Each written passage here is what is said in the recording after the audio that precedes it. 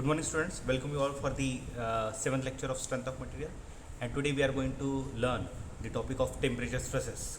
Okay, so temperature stresses. I hope you heard that word, and we always look over some means problems facing because of the temperature stresses. Suppose means if I want to give the examples, then you can go to anywhere, just like you can see the different wall compounds. Then you will observe that after the certain interval, there are certain gaps are provided in the walls. If you see the government college of engineering wall compound, if you see any wall compound which is having length is more, then at that time they provided the gap in between them. Even the building also, our main building, Yarpute College main building, if you see the main building, then you will observe that there are certain gap between two columns are very near to each other. The reason behind that is the temperature stresses. Third case, if I want to tell you that, then you can go to the roads. You will observe that whatever the concrete roads are prepared. I'm not speaking about the bitumen road, because bitumen road is having the lesser amount of thermal expansion, and it is expand as well as compress. It is a flexible pavement. I'm speaking about the rigid pavement. So rigid pavement is the concrete road, and in concrete road you will observe that after some of the patches there are certain gaps are provided. The reason behind that is the temperature stresses. When the temperature increases, the material which is we are using in the construction is get expanded. Okay, and when the temperature reduces, at that time it will get contracted. So these things are happens when we are using these materials, means whether that material is concrete or steel. In both the cases these things are happened, and you will see one of the photograph which is mentioned here. That photograph is the combination of two materials. When the combination of two materials are there, then thermal expansion coefficient of thermal expansion is different for different materials. And if the combination of material is used, then there are certain effects created because of the thermal expansion of the material. So you cannot what we can say, you cannot neglect the effect of thermal expansion. You must have to consider it. There are lots of reasons also. These things means you have to take care some of the part while designing the structures. Even in today's lecture, interesting thing is I'm going to show you one video also related to the thermal expansion in Burj Khalifa. So that live example we will just look forward in this particular lecture. So let us start the topic, temperature stresses. See, any material. For right now we are going to considering the steel material. So if the steel material is there, which is fixed at first end and free at another end, then if you the temperatures changes, then it will length is going to be increases. Okay, but when the temperature decreases, it will get compressed. So these things are happens. But suppose if you fix the bar at both the ends, then what happened? It will not get deflect, but the stresses are developed in the body without application of any forces. What is the reason behind that? Because both the ends are fixed, and if the temperature increases, the material is having the property to expand, and because of that, either that will get expand or it will get crack. The reason behind that, because the stresses develop in the body because of the temperature. You are not going to apply any kind of forces, but still the stresses are developed in the body. So that is nothing but the temperature stresses. Okay, so just we are going to read about the temperature stresses. When the temperature of material changes, there will be corresponding change in the dimension. When the member is free to expand or contract due to rise or fall of temperature, no stresses induced in a member. Means suppose if one bar is fixed and other bar is free, one end is fixed and other end is free, okay, and only one material is there, then at that time if the temperature increases, of course its length is going to be increases, but internal stresses are not developed in the body. But when if you restrict the both the ends, then at that time there are certain stresses are developed. Okay, वो यहाँ पे लिखा है. But if the natural change in the length due to rise or fall of the temperature prevented, stress will be offered. मतलब अगर आप जो expansion होने वाला है बार का, अगर उसको आप रेजिस्ट कर दोगे, रुका दोगे, तो क्या होने वाला है? It will definitely going to be stresses are develop in the body. Now suppose अब एक रॉड हम लेते हैं, a rod of A B of length L be fixed at the end A and B. Okay, then let the temperature rise by T. समझो अगर for example हमने T से temperature उसको बढ़ा दिया, ठीक है. Then if the member was free to expand, the free expansion of the member will be B B dash and that is equal to alpha into T into L. You can look at this diagram. This is the member AB, and if the temperature increases, then what happened? Then B will shift it to the B dash, and that deflection is nothing but alpha into T into L. So that delta L is nothing but the alpha into T into L, and this happens because of what? Because of the temperature rise. Because of the temperature rise, क्योंकि temperature जब बढ़ता है तभी उसका expansion होता है, ठीक है. Where alpha is the coefficient of linear expansion. देखो अब ये that alpha is the coefficient of linear expansion and that value is going to be vary with the materials. If the material changes then your value of alpha is also going to be changes. If the temperature is allow to freely expand, no stresses will be induced in the member, but the member is prevented from expanding. Compressive stresses will be induce. अगर आपको expand करने से उसको अगर रुका दिया, ठीक है, तो फिर उसमें जो है कॉम्प्रेसिव स्ट्रेसेस जो है वो डेवलप होंगे बॉडी के अंदर, ठीक है. सो ये यहाँ पे दिया है. So suppose if there is a rise of temperature, the rod tends to expand by alpha into T into L, ठीक है. And suppose the fixture at the end B is remove, ठीक है. हाँ, 1 minute. If the means both the supports are fixed, then alpha into T into L, that is the expansion. And अगर आपने क्या किया, if the supports suppose the fixture of the end B is removed, so that the rod freely expand to alpha into T into L. That's why B dash is equal to alpha into T into L. वो जो deflection जो मैंने यहाँ पे बताया है, that is the value, ठीक है. Now what is alpha? Alpha is the coefficient of linear expansion जो हमने देखा था. Capital T is the change in temperature and L is the original length, ठीक है. therefore change in length that is equal to alpha into T into L. और temperature जो strain है, temperature strain अगर कहा जाए तो चेंज इन लेंथ कितना है? Alpha into T into L, ठीक है.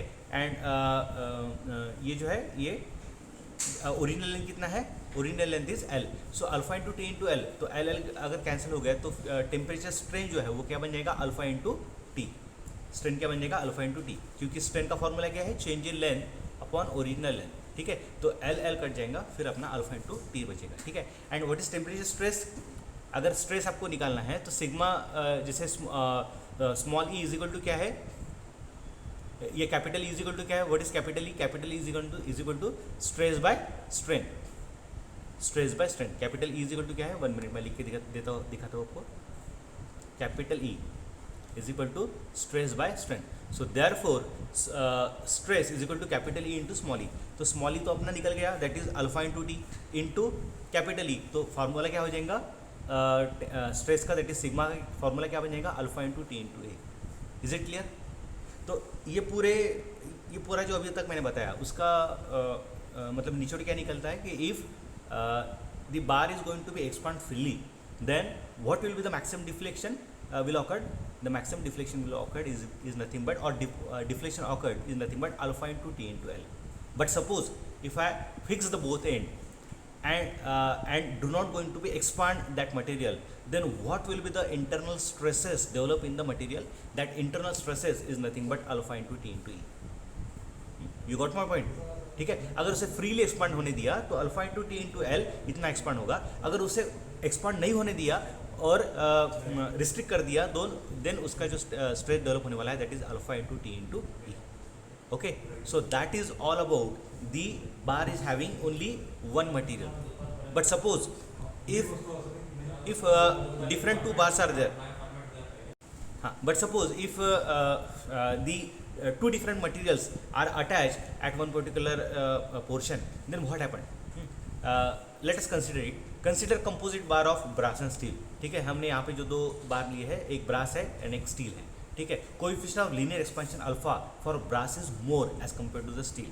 Hence free expansion of brass will be more than the steel. ठीक है, अगर coefficient of linear expansion brass का ज़्यादा है तो वो ज़्यादा एक्सपांड होगा, और स्टील का कम है तो वो कम एक्सपांड होगा. ठीक है.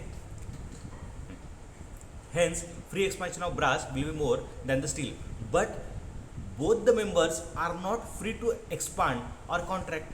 Hence, expansion of composite bar as a whole will be lesser than brass. Whole will be lesser than brass. Hence, brass may subjected to the compressive stresses. अब क्या हो रहा है देखो, ठीक है. अब जैसे समझो एक ब्रास बार है और एक स्टील बार है, दोनों को फ्रीली एक्सपांड होने दिया तो ब्रास ज़्यादा एक्सपांड होगा और स्टील कम एक्सपांड होगा. The reason behind that is the coefficient of linear expansion of brass is more and coefficient of linear expansion of steel is less. Because of that, brass will expand more and steel will expand less. But if both the materials are fixed, okay, so at that time when you increase the temperature, then expansion of brass is not as much जैसे वो freely expand होता था. But suppose if you at the same way if you consider the example of steel, then steel जितना expand होने वाला था वो उससे ज़्यादा एक्सपांड हो जाएगा, वो उससे ज़्यादा एक्सपांड हो जाएगा. क्यों? क्योंकि ये कॉम्बिनेशन में है. तो ये जब कॉम्बिनेशन में रहते हैं तो देखो, जैसे अगर इंडिविजुअली अगर ये देखो, ये मैंने यहाँ पे 3 डायग्राम दिखाई है. First one is the before expansion, second one is the after expansion. तो इंडिविजुअल एक्सपांशन. तो अगर इसे इंडिविजुअली अगर एक्सपांड होने दिया तो इतना होगा, इसको इंडिविजुअली एक्सपांड होने दिया तो इतना होगा, ठीक है. पर अभी ये देखो, ये डायग्राम देखो, ये डायग्राम से आपको क्लियर हो जाएगा. अब इससे क्या हुआ, जो ब्रास इंडिविजुअल एक्सपांड होने वाला था वो उतना नहीं हुआ, वो कम हुआ. एंड जो स्टील जो था, जो इंडिविजुअली जो एक्सपांड होने वाला था उससे ज़्यादा हुआ, ठीक है. इसका मतलब ये होता है कि जिसका कोएफिशिएंट ऑफ लीनियर एक्सपेंशन ज़्यादा होता है, ठीक है, और वो किसी का कोएफिशिएंट ऑफ लीनियर एक्सपेंशन कम होता है, और दो both the materials are in composite, then जिसका लीनियर एक्सपेंशन ज़्यादा होता है उसके ऊपर कॉम्प्रेसिव फोर्स डेवलप होता है, और जिसका लीनियर एक्सपेंशन कम होता है उसके ऊपर टेंसाइल फोर्स डेवलप होता है. Is it clear? उसके ऊपर टेंसाइल फोर्स डेवलप होता है. So this is the magic of combination of the composite and tensile stresses. अब इसमें ये कुछ बातें दी है. A B is the area of brass rod, A S is the area of steel rod, sigma B is the stress in brass, sigma S is the stress in steel, E B मतलब Young's modulus of brass, e s मतलब Young's modulus of steel, alpha b मतलब coefficient of linear expansion of brass, alpha s मतलब coefficient of linear expansion of steel. ये जो भी हमने अभी तक जो क्या बोलते हैं, जो सिम्बॉल्स देखे थे वो हमने यहाँ पे लिख दी, ठीक है. So what is the compressive load on the brass bar. अगर कॉम्प्रेसिव लोड अगर बोला जाए तो क्या होगा, देखो ब्रास बार के ऊपर मतलब स्ट्रेस का फॉर्मूला क्या है, what is the formula for stress. Simple stress के लिए फॉर्मूला क्या है, sigma is equal to force upon area, ठीक है. तो अगर मुझे फोर्स देखना है, कॉम्प्रेसिव फोर्स देखना है, तो force is nothing but stress into area. Force is nothing but stress into area. अब हो क्या रहा है, जैसे दो मटेरियल अगर सेम मतलब फिक्स कर दिए, ठीक है, तो टेम्परेचर बढ़ने के बाद उसमें एक्सपांशन होने वाला है, ठीक है. बट जो ब्रास बार है उसके ऊपर जो कॉम्प्रेसिव फोर्स डेवलप होने वाला है वो कितना होने वाला है, that force is nothing but whatever the stress develop in the material, that is sigma B into area of brass bar. Is it clear? Sigma B into area of brass bar. अब वही जो force है उतना ही force जो है, उतना ही force आपका tensile इसके ऊपर भी रहेगा, स्टील के ऊपर भी रहेगा, और that force is tensile force, क्योंकि उसका तो कोएफिशिएंट ऑफ लीनियर एक्सपेंशन कम है स्टील का ब्रास से अगर आप कंपेयर करेंगे तो फिर वो उतना ज़्यादा एक्सपांड नहीं होगा. But because as it is a combined material, ठीक है, उसे कंपोजिट किया है तो फिर वो भी ज़्यादा बढ़ेगा, तो उसके ऊपर टेंसाइल फोर्सेस डेवलप होंगे. तो वो कितने होंगे, sigma S tensile stress develop in a steel material multiplied by area of the steel material. Is it clear? So as no external forces acts, compressive load in brass must be equal to tensile load in steel. Okay. तो अगर कोई force apply नहीं हुआ है तो जितना compressive force रहेगा उतना ही टेंसाइल फोर्स रहने वाला है. तो यहाँ पे हमने एक इक्वेशन यहाँ पे लिख दिया, sigma B into A B is equal to sigma S into A S, क्योंकि ये जो इक्वेशंस है ये इक्वेशंस आपको यूज़ करने हैं while solving the numericals. Okay.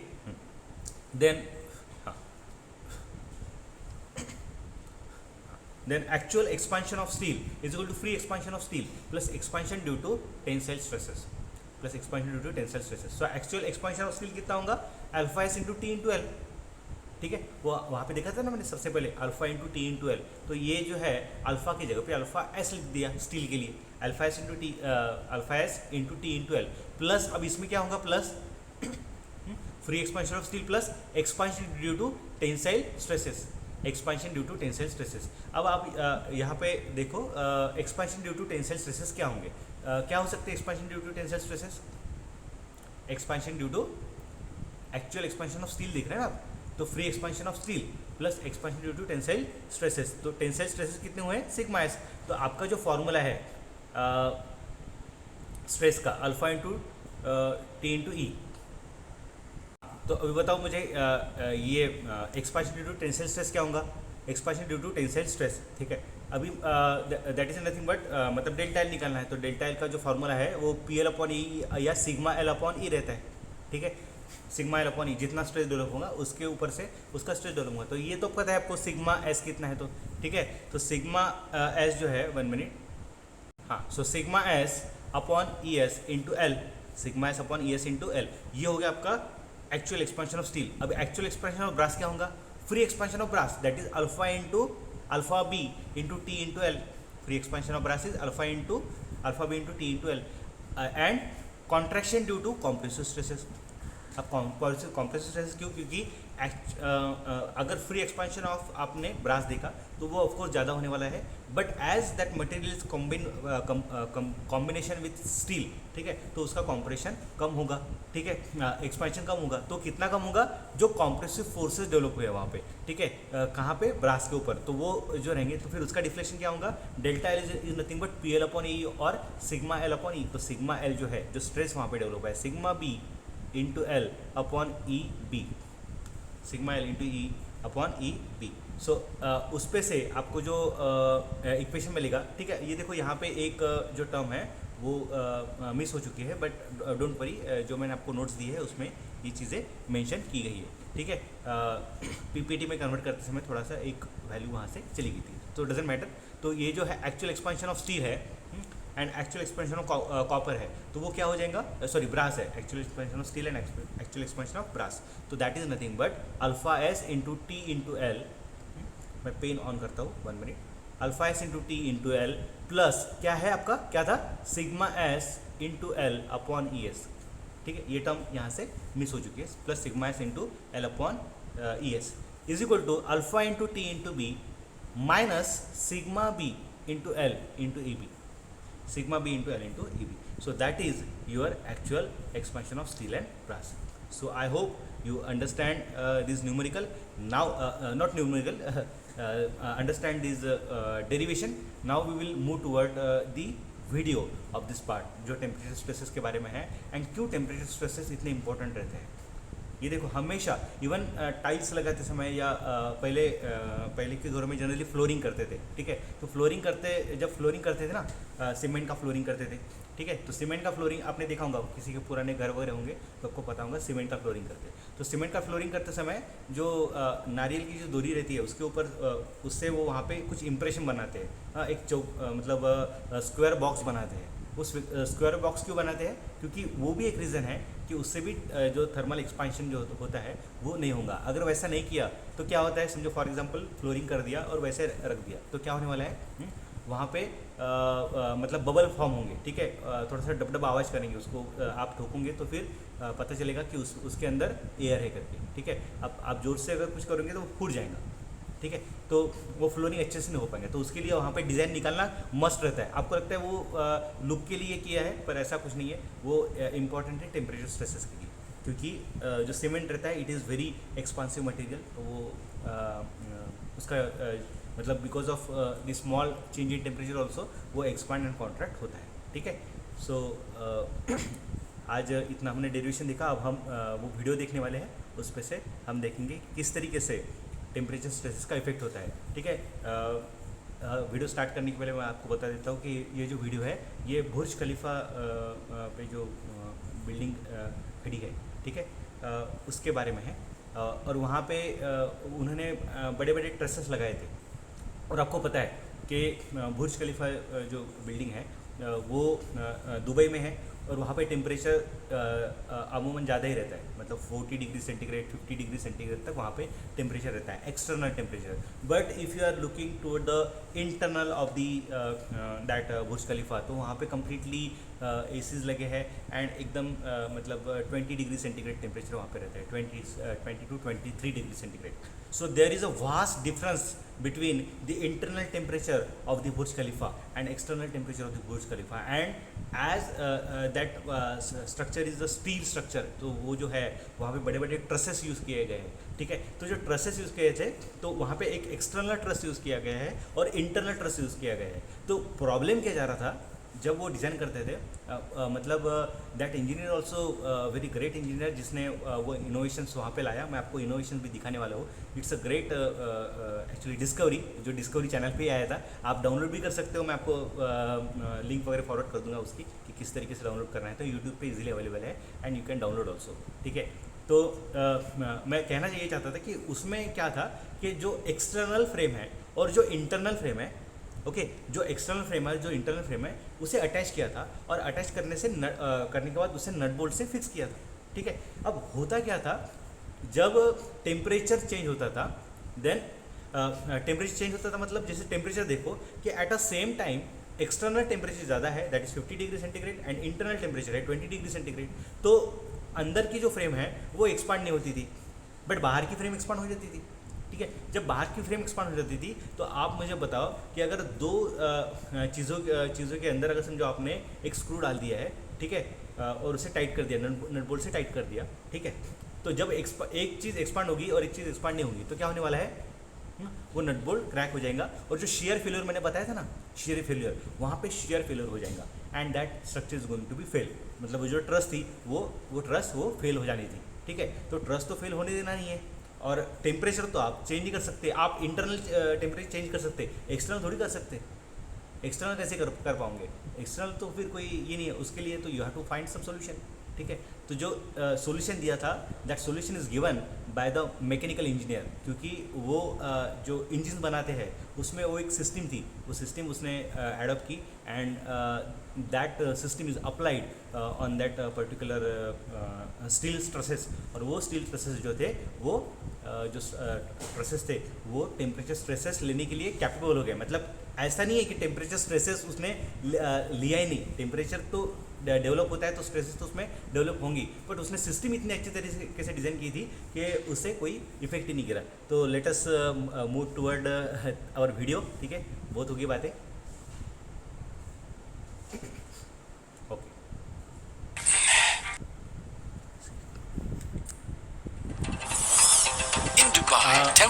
ये वीडियो का नाम देख लो, ठीक है. ऐसा आपने यूट्यूब पे सर्च भी कर लिया तो हो जाएगा, आप अभी स्क्रीनशॉट भी निकाल सकते हो. Flexible supporting structure to compensate thermal expansion. Is it clear? Burj Khalifa, Dubai. In Dubai, temperatures can reach a blistering 49 degrees Celsius. And that heat posed a challenge for engineers and architects working with steel. Metal, like most materials, expands when you heat it up. Think about it, if you've got the lid stuck on a jar, warm it up a bit and the metal lid will expand and you can free it. That's a good thing. But if you're working on giant metal trusses and they're expanding and contracting according to the temperature at different times of day and you're trying to fit them together in a very precise way, it's going to be tricky. The Burj Al Arab was constructed using a steel exoskeleton, an external frame. The 6 steel trusses that support the building's weight are up to 85 meters long. That's longer than a jumbo jet. In the desert heat, the lengths of steel could expand by 5 centimeters, which was critical during construction when everything had to come together exactly. These 2 steel triangles will represent the huge steel trusses on the Burj. See, in this particular video, he is going to explain when the internal trusses and external trusses, he is going to apply a flame on the external trusses, okay, external truss, and he is going to show how the They really are huge, 80 meters long. long, but the principles will be the same even at this scale. So they've been machined very accurately, so they'll be fixed together using these fixings. That goes in there, that man's in the hole, and one here.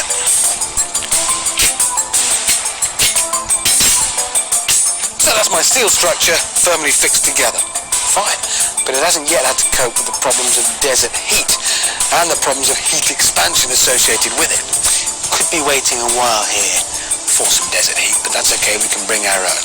Gas axe, please. Thank you. While he's firing that up, I'm going to remove one of these fixings because I want to see the effect.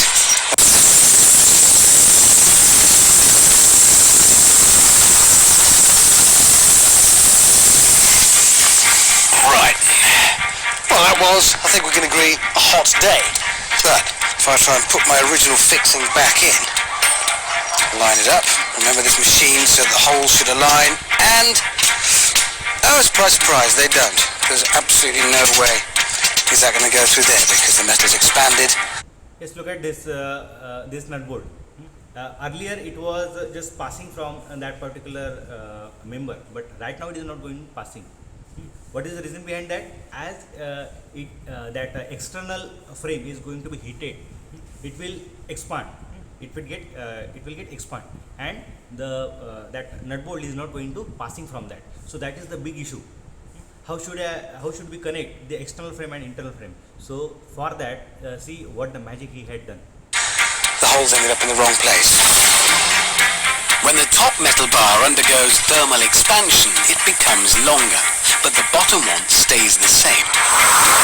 This means that the holes in each no longer align. If this were 80 times bigger, imagine the effect it would have then. But what can you do about it? The steel trusses are going to grow and shrink depending upon the time of day and the temperature. That will happen. It could be disastrous. Are used, of course, in car engines. You've probably heard of a cam to let fuel and air in and exhaust gases out. That's where the cams come in. So I'm going to be the engine turning here. And as I rotate the camshaft, you can see the cams move eccentrically. These lobes where they bulge and stick out. Push down on this assembly here, open the valve, and then shut it. It's a clever principle and one that's been used for a long, long time. The off-center bulge of a cam allows it to open and close engine valves on each rotation of the camshaft. The builders of the Burj Al Arab borrowed from that idea to overcome the problems caused by extreme desert heat. This fixing, it's called an eccentric fixing. It's been designed using, well, the same sort of principle. This is like a cam inside this hole here, and that gives us the flexibility we need to cope with this heat expansion. So let's put it in, line it up roughly in the big hole there, and if I drop that in, we can maneuver it around, and there it is. That lines up perfectly. That's the connection between the engine's cam and our fixings for building in the desert. The eccentric fixing allows the top hole to be moved, so that no matter how much the steel expands, it can still be aligned to the bottom hole.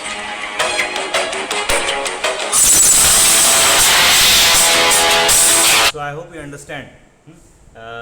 उसने जो system वहाँ पे attach की थी, ठीक है, external की जगह पे एक छोटा सा एक होल दे दिया था और इंटरनल पे बड़ा होल कर दिया था, ठीक है, तो फिर वो मूव हो सकता था according to the temperature stress. तो अगर टेम्परेचर बढ़ता भी है, still it is going to be fix.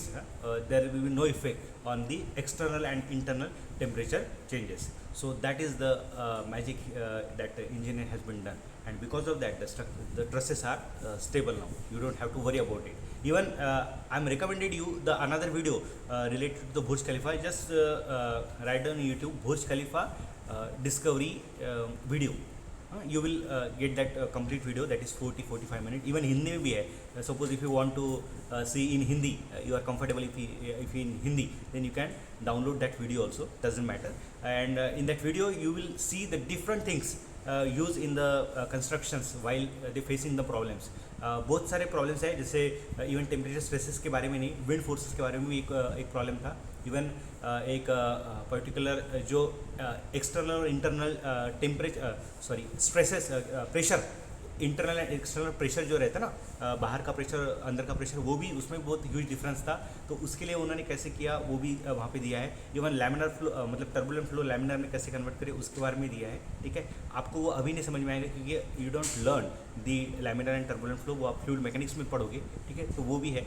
तो there are lots of things which is use in this constructions, means the technical terms they had use, okay. तो इसके लिए जो है वो मतलब उतना जो हम पढ़ते हैं वो लॉजिकली अप्लाई करना वहाँ पे होता है, ठीक है। अगर आप लॉजिक अच्छे से यूज़ करोगे, अप्लाई करोगे, then definitely you will understand the things, और वो आप अप्लाई करके आंसर भी निकाल सकते हो, ठीक है। So I hope you got this thing, ठीक है। तो हम अभी डिफ़िकल्टी सेशन में मिलेंगे। Thank you very much, and from next lecture we will start the numericals on this particular topic. Thank you very much.